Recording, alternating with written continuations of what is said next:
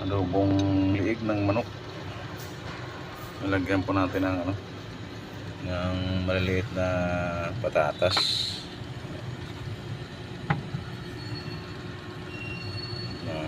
Medyo kakaiba naman yung lasa nito. Hindi ko na pinagkikita kama yung kanina pag gisa ko ng kasi medyo matay rito. Sikip, wala tayong sangkalan. Tuyo natin mga kama kasi medyo marami pang sabaw. Palapasin natin ang mantika ng manok. Rice cooker lang kasi ito na lutuan natin. Maya lagyan natin ng maliliit na patatas. Iba naman yung twist nito ng parang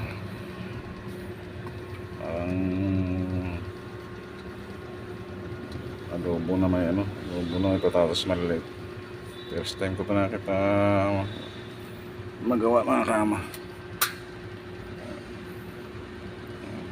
Saging pa tayo. Saging. Ito ito makakalat natin. Tuyo.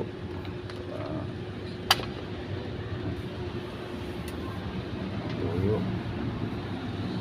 Magsasayang tayo maya-maya.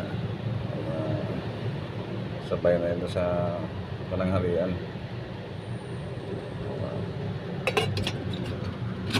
Ito tayo sa kubol. Sa kubol ko.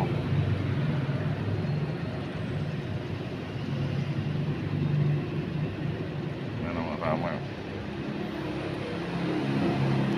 Ito ako naka-listino ngayon. Listin. Ogasan.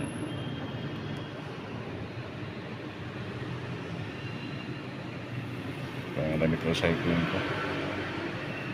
Saka yung air fryer.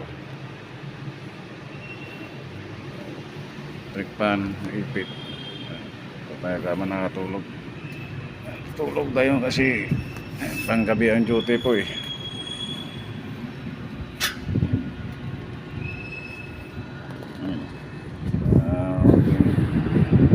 Gamit lang na mesita.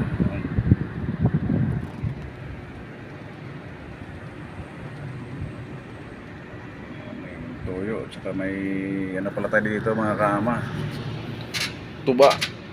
Ayun, tuba. Tubang samar. Tawag ng bahalina. First time ako nakatikim ito mga kama. Ito yung budget. Budget natin pang 1 month. Kasya na siguro yan mga kama. Ito yung ulam nito hanggang bukas na to. Magbibigay din tayo sa mga 5-9 natin na walang ulam kasi stayin din sila pare-pare kami stayin. Mainit na kama.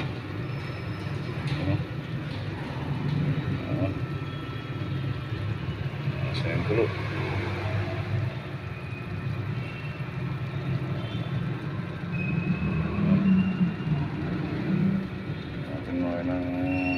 Patatas pag na tuyo na yung mga kama.